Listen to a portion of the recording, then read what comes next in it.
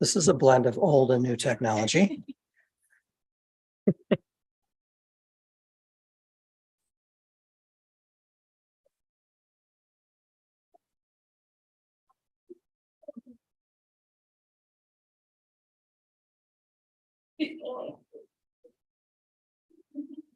I have a theory that if you do not silence your cell phone, it will ring in an embarrassing moment in the middle of the service. But I don't mind if you want to test my theory out.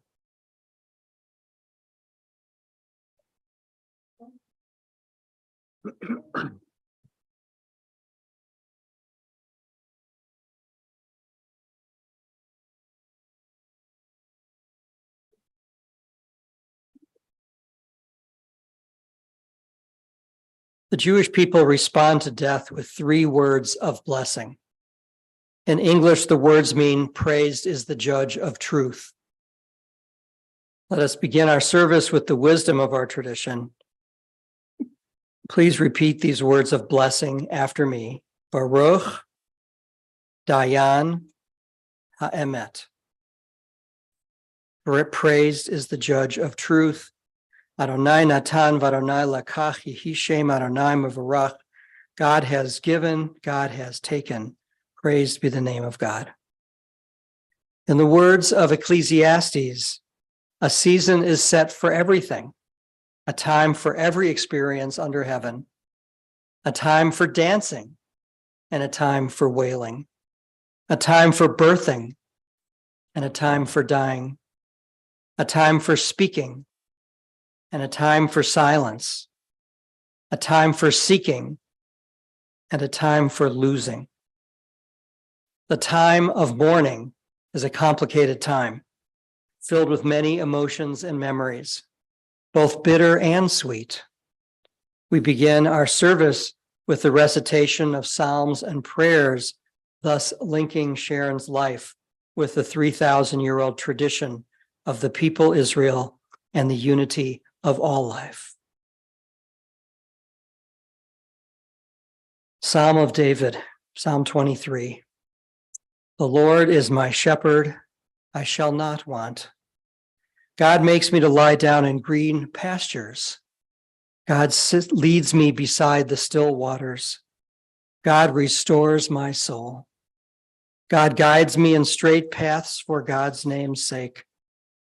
Yea, though I walk through the valley of the shadow of death, I will fear no evil, for you are with me.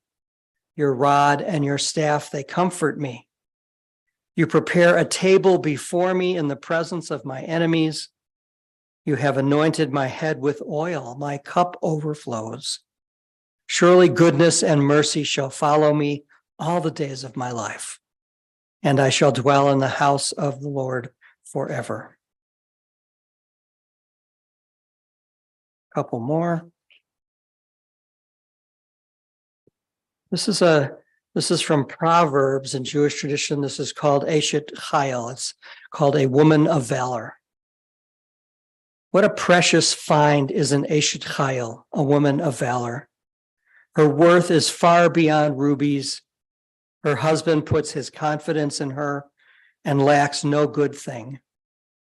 She is good to him, never bad, all the days of her life. She opens her hand to the needy and extends her hand to the poor. She is clothed with strength and splendor. She looks to the future cheerfully. She opens her mouth with wisdom. Her tongue is guided by kindness. She oversees the activities of her household and never eats the bread of idleness. Her children come forward and bless her. Her husband praises her and says, "Many women have done superbly, but you surpass them all." Charm is deceitful and beauty vain, but a God-revering woman is much to be praised. Extol her for the fruit of her hand wherever people gather. Her deeds speak her praise. And lastly, we are all destined to die. We share it with all who ever lived and all who ever will be. Cry for the dead. Hide not your grief. Do not restrain your mourning, but remember that continuing sorrow is worse than death. When the dead are at rest, let their memory be a source of peace and be consoled when the soul departs. Death is better than a life of pain, and eternal rest is better than constant sickness. Let us not seek to understand what is too difficult for us, nor search for what is hidden, nor be preoccupied with what is beyond, for we have been shown more than we can comprehend. As a drop of water in the sea, as a grain of sand on the shore, are our few days in eternity. The good things in life last for a short time, but a good reputation endures forever.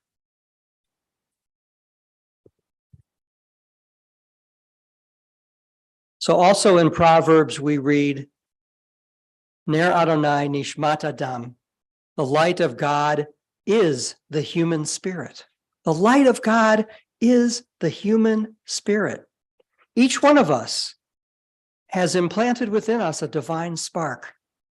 Each of us has the obligation to tend this spark and fan it into a flame that will light up one's own life and the lives of others. A lit candle can be snuffed out, or it can burn out, or it can kindle other candles. When the flame is passed on to others, the flame will continue to burn long after the original candle has been extinguished. Sharon Ray Viton was certainly such a light, such a divine spark, and she passed it on to almost everyone here, her family, her many students and friends and others. You hold her flame and are now called to share it with others. So before several family members speak and share of their knowing of Sharon, here's a little bit of a biographical sketch of her life, probably in imperfect order. Sharon was born December 28th, 1951 in Fargo, North Dakota, to Nathan and Beatrice. And we are fortunate to have her dear sister Monica here with us today. When Sharon was around the third grade, the family moved to Minot, North Dakota. After graduating with honors from Minot High School, she attended Minot State, earning a teaching certificate for math and physics. She went on to earn a master's degree, graduating at the top of her class. After teaching several years in New York and North Dakota and starting a family, she would return to the university at North Dakota State to teach math to undergrads and grad students and completing the coursework required to earn a PhD. But she met Phil in Minot. The first time Phil saw Sharon, she was a car hop at an A&W, something that boggles her children who remember her as majestically uncoordinated. I like that line. Not sure the order here, and then later they had a blind date and it's all an interesting story that I hope you repeat several times. They married in 1974, almost 50 years ago. Phil and Sharon moved together to Griffiths Air Force Base in New York, where their son Nathan was born. They returned to North Dakota in 1988 and lived in Minot, where their daughter Megan was born. In 92, the family moved to Bismarck, where Sharon taught at Bismarck State College until she returned to school at NDSU. She eventually took a job with the state of North Dakota and the U.S. Bureau of Labor and Statistics until she retired in 2016. Philip and Sharon then moved to Denver, Colorado to be closer to her grandchildren, but she could not stay away from teaching. She took a part-time job at the Community College of Aurora, where she co-opted her husband into being an unpaid teaching guide and chauffeur. Teaching aide and chauffeur. Through illness, COVID, and bad weather, Sharon practiced her passion for imparting the magic of mathematics to all her students. And to some of us, math still is magic. She was an avid Chihuahua lover, never more than 2 at a time, and we'll hear a little bit more about them soon. Sharon reached out daily to friends and family. Often her calls to one person would end because another was calling back from a message that she had left earlier in the day. The advent of text messaging brought a new level of communication to her missives, which took on a Zen koan quality, usually with a message to always love one another and always be kind. She loved to embroider. She sewed the flowers for her daughter's wedding. She made shirts, tea towels, and jackets with beautiful sewn art. I saw some of that in the photographs. She loved reading and was never without a Kindle and a conversation about a new book she had just discovered. She loved and was very proud of her family, and most of all, her father. She was always ready to share a story about the Paper family's arrival in America, her father and his brother's business, services in World War II, their relationship to Judaism in America, and their relationships with each other. She loved her sister very much, and from Minot to Bismarck and from Phoenix to Denver, talked daily with Monica about everything. That's an outside perspective, but correct, yes. She loved her in-laws, especially her nephew and nieces. Her niece Sharon shared a special relationship with her. Their love of math gave them a special language to talk to one another that left the rest of the family confused. That would be me too. For some, yes. So for some more personal sharing, I'd like to first call up Sharon's sister, Monica, to speak.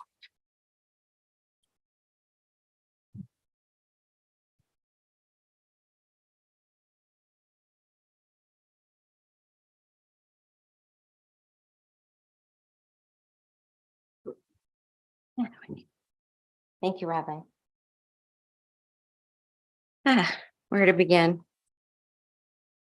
I want to thank everyone for coming and sharing in my sister's life, and everyone that's watching this on video. Thank you for joining us and sharing in my sister's life. Celebration of her life.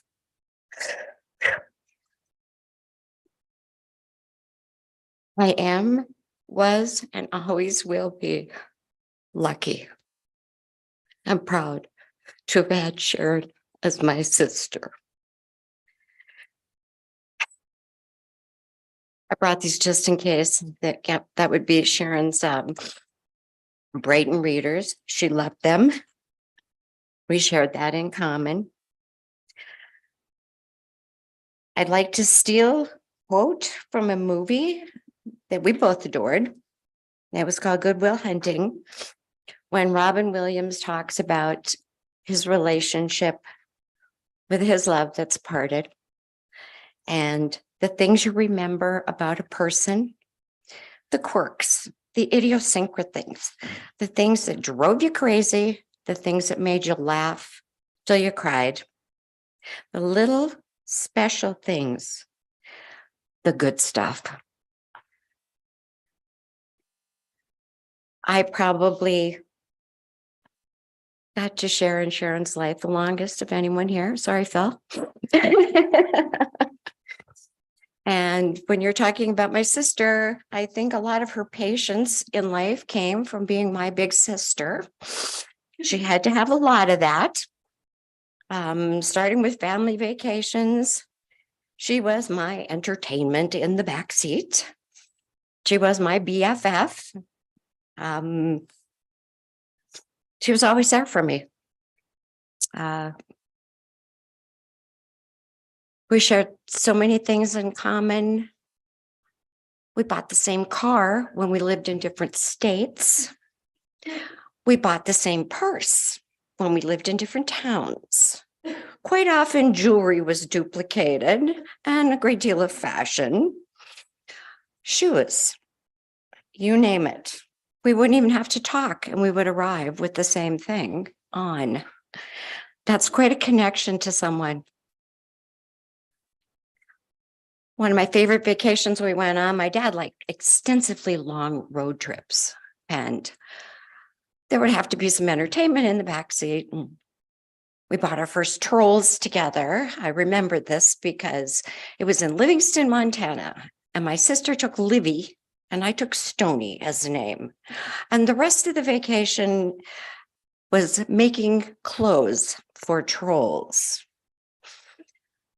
I know most people think my sister as very put together, very ladylike, but she was a lot of fun when she was young, mostly because I made her get dirty, but we had a lot of fun.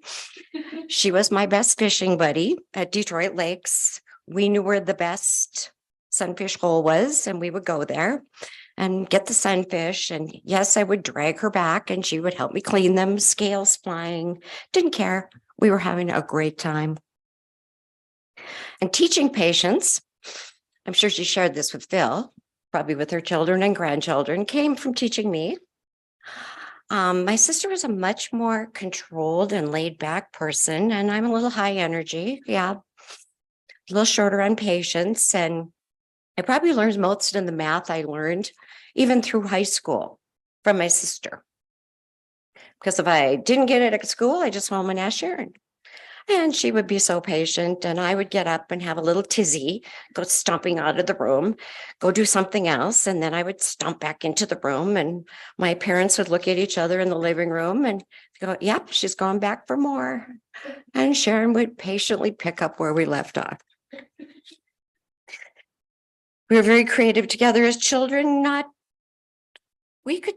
My sister could take a piece of paper and suddenly it was paper doll clothes. And that's for actual dolls, not just us, since we were the paper dolls. And we could make paper houses. We could make origami things. A piece of paper was a complete art project, nothing more. That's how imaginative my sister was and how good she was at math. I have to honestly admit it was not easy growing up in my sister's footsteps academically. I had to follow her through high school where all her teachers thought the sun rose and set on her head. Why not? She was quiet. She was no trouble. She did her homework. She knew all the answers, and they expected that from me. Quite a challenge, big shoes to fill. But I look back now, and at that time in my life, I was like, really, seriously? But it made me a better person. It made me want to achieve more. I guess you could call it a little bit of sibling rivalry. We learned that early. Anyone that has a sibling knows that. We were always competing for our parents' praise. And my parents were not the kind of parents that praised your exterior looks or your beauty or It was your achievements in school, your achievements in endeavors. So definitely a lot of sibling rivalry. It was good though. And I can't say, I mean, we had our tiffs, believe it or not. My sister Sharon was an excellent wrestler. And at the only time I look back at this and I go, I can never, ever remember my sister cheating at anything except wrestling. And I'm very ticklish. So she would, she would tickle me to win. And I thought, well, if life says the only thing you ever cheated at was that, that's a pretty good memory. She taught me to fish. She taught me to swim. When Sharon was young, she was part fish. You inherited that from her, Nate. I was very patient during all of these things. When you talk about little idiosyncrasies, my sister would get to the end of the diving board. And we never could figure this out, but all 10 toes would have to wiggle before she would take and make the perfect dive. We never could figure it out where it came from, but I have seen it again. So it lives on. So those of you who are toe wigglers, that's where you got it from. Phil, this is for you. You are the first suitor in my sister's life that I did not torture. And I mean torture. I was the little sister and I think I was worse than my dad at times. I tortured them so bad. And I didn't torture you. Wow. No, not comparatively wise. And I could tell you this, it's because I thought you were cute as a button. You were very polite, might have been that military politeness, but you were unpretentious. You were the genuine deal. You weren't a phony. My parents adored you. My sister adored you. And I adore you. I know we're not supposed to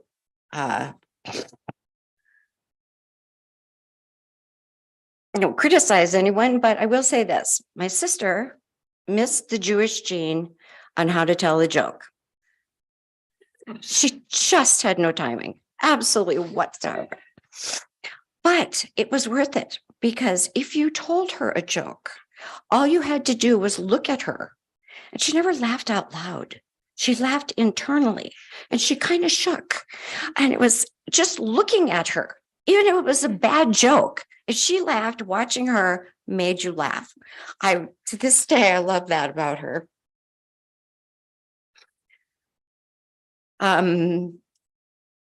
Obviously, she loved her family. Her family loved her. To me, that's a life lived well. And Hallmark makes cards that say, "You are more than a sister. You are my BFF." And I got to live it. I love you, Sharon. You're gone, but you're not gone with us. You will always be here. Thank you.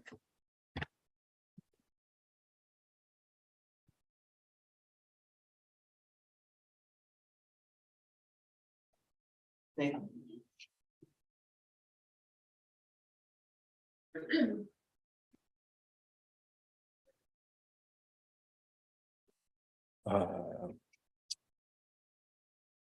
So this is a little disjointed, but so were most conversations with mom.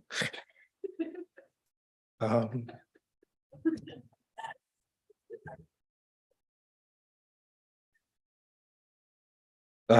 was always really specific about what she wanted and how she wanted things, and really forgetful about what she told us to do and when she told us to do it.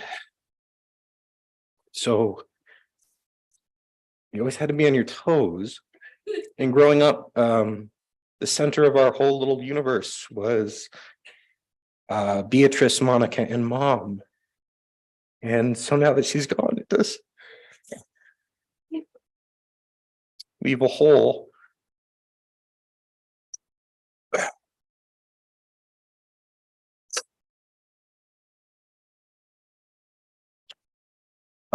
Mom would call all the time. She'd often forget that she called and call again.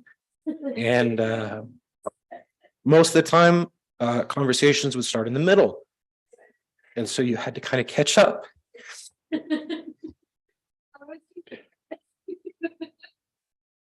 She was not a dedicated cook because there were too many interesting things to talk about and do. So when you were baking cookies, they very rarely turned out. But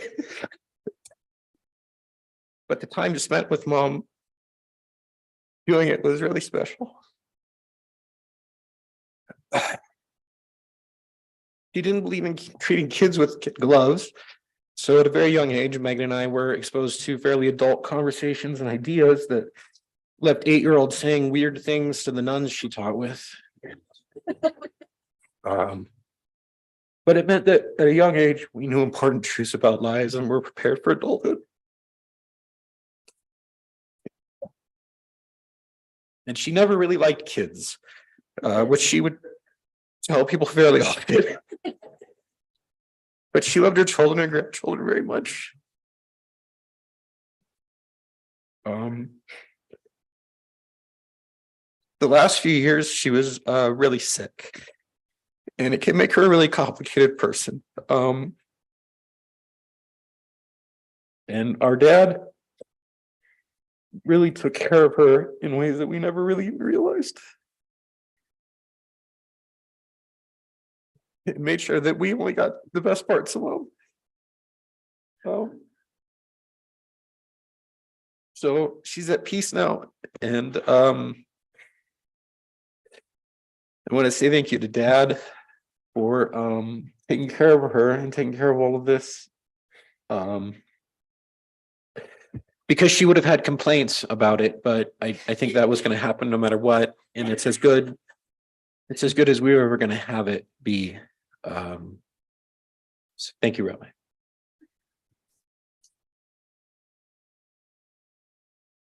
Then you. So I'm reading this for Brittany. For those of you who don't know me, I am Sharon's niece, Brittany, Monica's younger daughter. I feel very lucky to have had the amazing childhood memories I have with Sharon and the Viton family. I definitely got my love for small dogs from Sharon. She was always a Chihuahua person, and I am too. I don't remember this story myself, but I've been told when I was little, I was very quiet and I wouldn't talk for myself. Once my parents were on a trip, I was staying with the Vitons, and at the dinner table, I would just kind of grunt and point to things I wanted. And my sister Shannon would get them for me. Sharon decided this was not going to fly. She told me I had to ask for what I wanted. Had to ask for what I wanted. What a concept. Later that day, Sharon caught me talking to one of the Chihuahuas in full-on conversation. I said, my Auntie Sharon is so mean. She is making me ask for everything that I want. I mean, I had barely talked at this point, but was secretly having full sentence conversations with the dogs. My parents were surprised to hear me talk in full sentences over the phone from then on. I guess like Sharon, I too have always preferred the company of a tiny Chihuahua to everyone else. Sharon's dogs were always her dogs. They followed her moves and often gave affection only to her. I remember Dusty and Patches the most. Dusty was a mean little dog, but every once in a while, he'd show affection to someone other than Sharon. He'd snuggle up for some pets until he decided he was over it and snap at you and retreat. Sharon loved that mean little dog. Our love for our dogs was something we texted about often in the last few years. It was a nice way for us to stay in touch, exchanging photos of the fur babies. Like my mom, I too have one sister. My mom would often say I was very much like her, and Shannon was a carbon copy of my aunt. I think I have to agree. Shannon and Sharon really bonded over their love of math, puzzles, and games. I think my sister's love of academics was greatly influenced by my aunt. I know Shannon is incredibly grateful to have had someone to share that bond with. Megan and I, meanwhile, were attached at the hip. We ran around the neighborhood, hung out at the wave pool, and made dance routines. We would eventually gather the family around, make them all watch and make them watch said dance routines. The Viton home was a second home for us as kids. I am so grateful for all of those memories and for the loving space Sharon and Phil provided us in their home. We will all miss Aunt Sharon very much. I am grateful to be here to share all the memories and love for Sharon with our family today. Thank you. Shannon?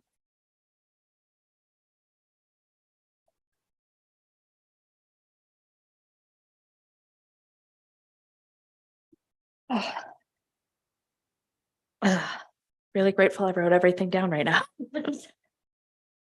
I learned so much from my Aunt Sharon. Sharon Ray, my namesake, the only other person in this family who couldn't carry a tune.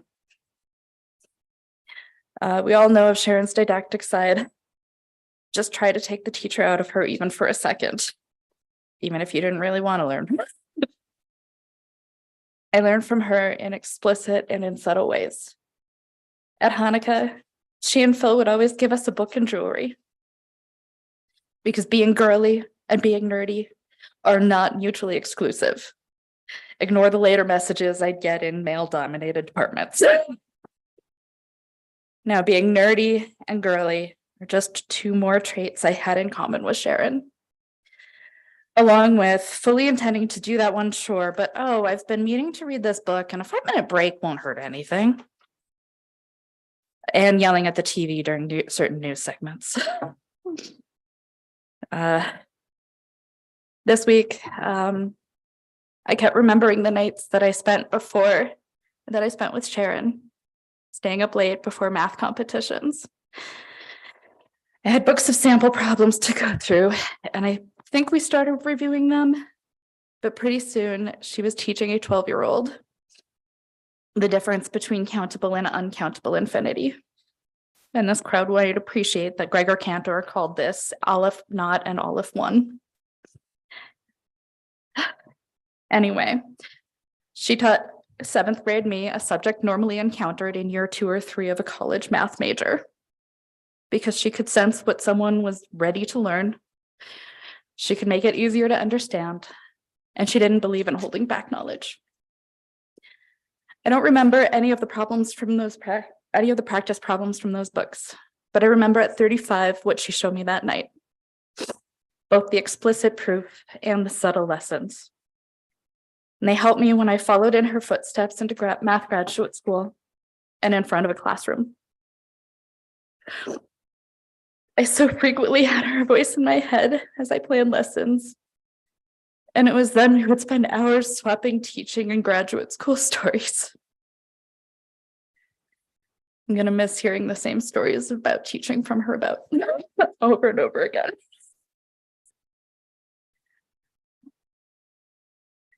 I will carry the love and the lessons with me always. She showed that a beautiful, artistic, kind human can also be a brilliant badass, a total klutz, or sorry, majestically uncoordinated. I'm stealing that phrase. And a hoarder of purses, teapots, mugs, jewelry, math books. You get the idea. And I know to have electric kettles with safety shutoffs, because just like Sharon, I will not hear the whistle if there is a good story, an absorbing art project, or a juicy math problem. I love you, Aunt Sharon. Thank you.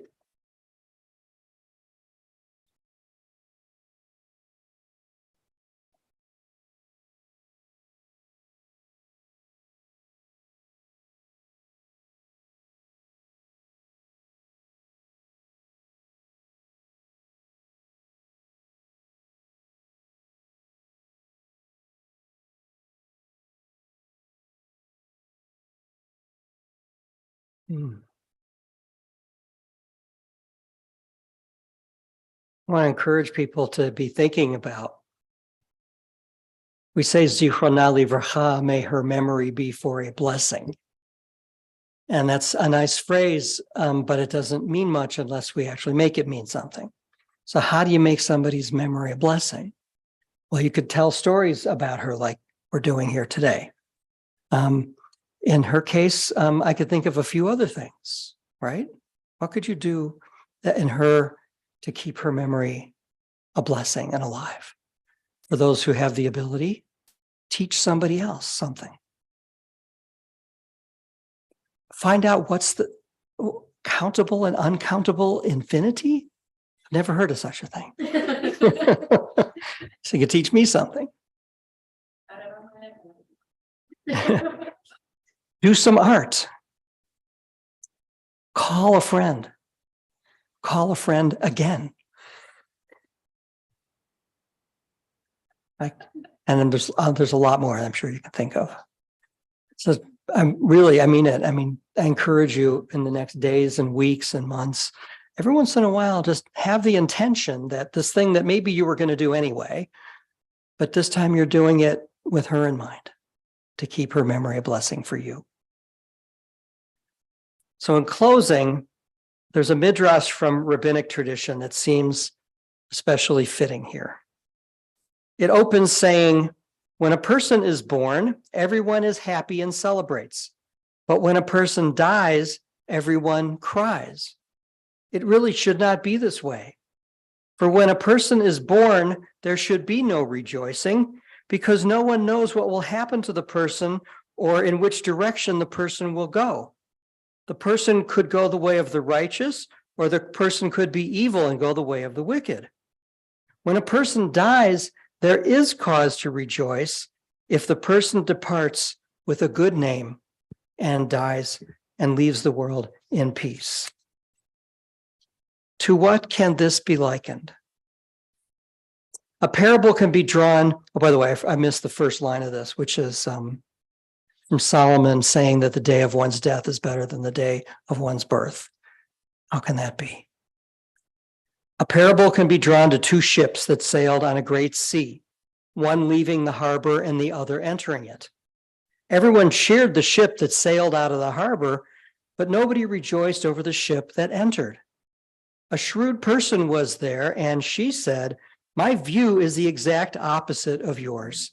There's no reason to rejoice over the ship that is leaving the harbor, because no one knows what will be its fate or what seas or terrible storms it will encounter. But everyone should cheer the ship that is entering the harbor, because it left the seas peacefully and returned to the harbor safely." And that is what Solomon meant when he said, "And the day of death is better than the day of one's birth." So let us hold a space in our hearts to celebrate Sharon's safe arrival back in port. Hers was a great journey filled with much life. She truly did depart with a good name and left the world in peace. Welcome home, Sharon. And yes, you will be missed.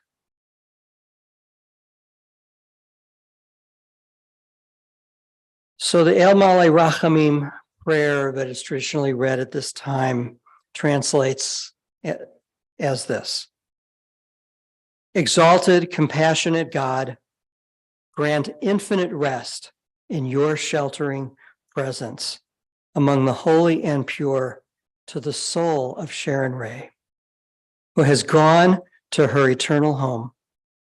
Merciful One, we ask that our beloved find perfect peace in your eternal embrace. May her soul be bound up in the bond of life. And let us say, Amen. If you're comfortable doing so, please rise and I will chant that in Hebrew. El Malei Rachamim, God of compassion. Shochen Bamromi,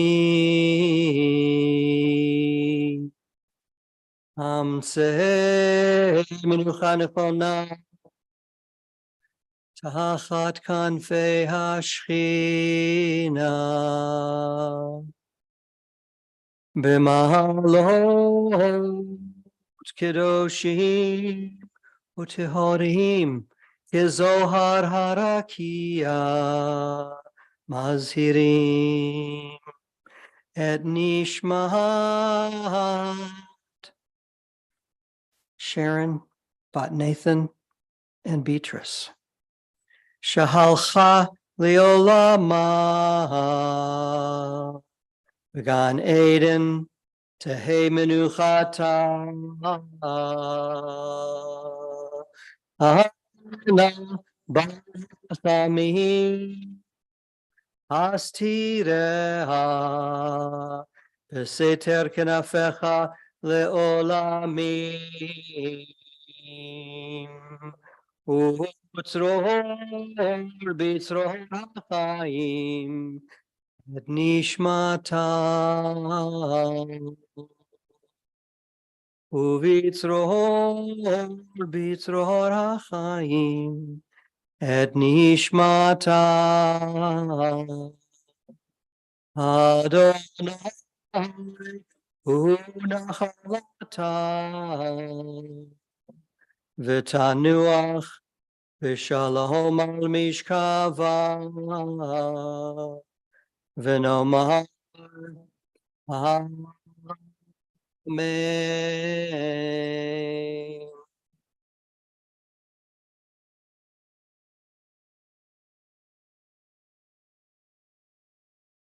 Thank you. We will now begin a transition to the cemetery. We'll get some instructions. Thank you, everybody. Hi, everyone. That concludes our service here. We'll be heading to Fairmount Cemetery. There are vehicles to drive us, a limousine for the immediate family and a big van. If anyone else would like to join, they'll take us to the cemetery and then bring us back here. And so at this time, we'll escort the casket to the funeral coach. And if anyone needs to use the restroom or gather your items, we can do that. And did anyone want to help us up there today? Or if Maggie and I can use the elevator? And then, okay. So we can open the portico doors there, and I'll let everyone walk out outside and you can stand by the funeral coach, and then we'll come down the elevator with the then we can all go in. Okay. Okay, elevator, yeah. And I'll open the portico doors and let everyone go out. Yes, that's a coach. I'll put all the flowers in. You guys can back. So instead of entering off of the back, we'll enter off of Alan. Oh, no, and then we're gonna look at the staging area. Okay, on the side where it says staging area. There are. Oh, I see. There's the entrance over here. Exactly. I see. So you come in, turn right. You'll see it right away. Okay.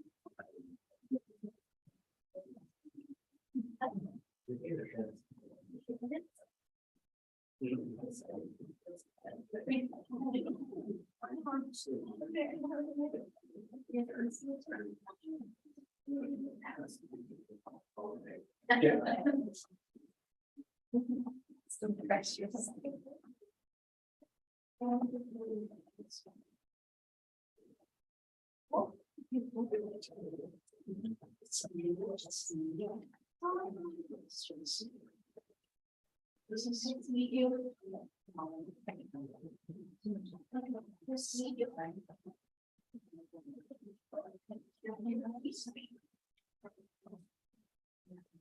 Yeah.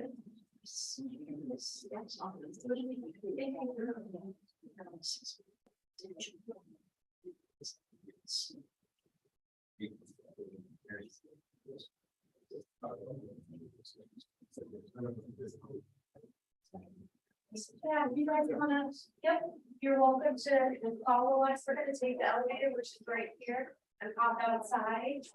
And then walk around.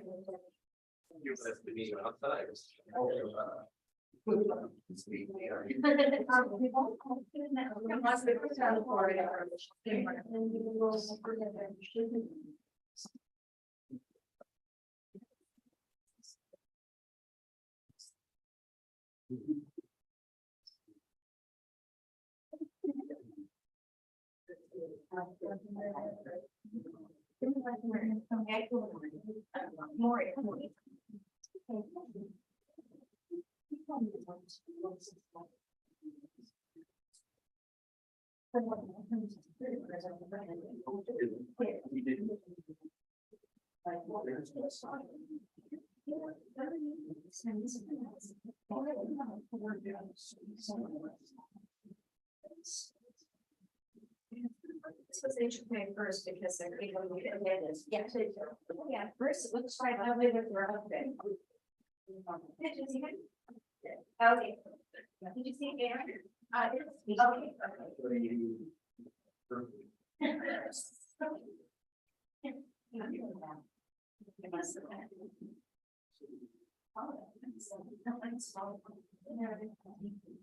Do you want to try to sit down and check? I'm here just for. I'm trying. Officer. Yeah. I don't know. You want to just follow that first.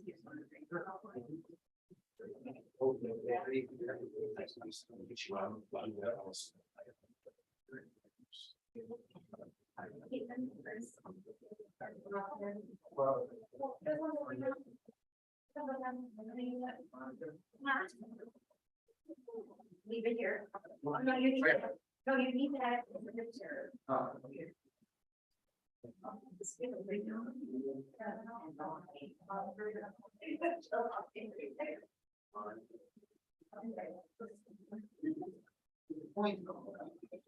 Like it's all memories.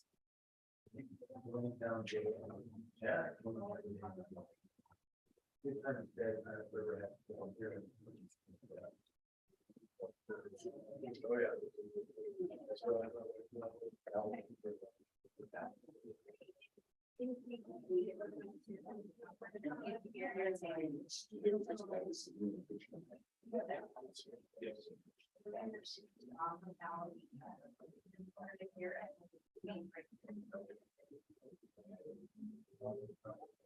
Oh,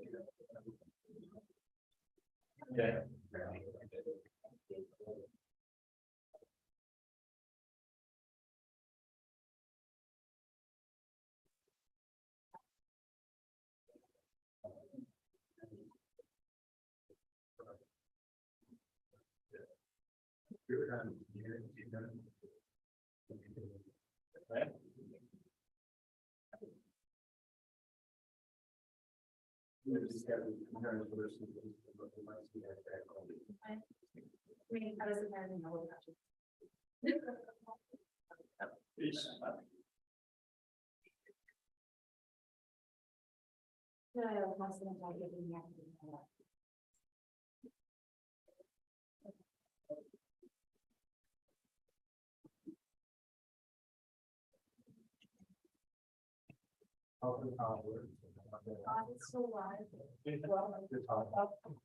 What? She went to the front office, I can also things off. Nice.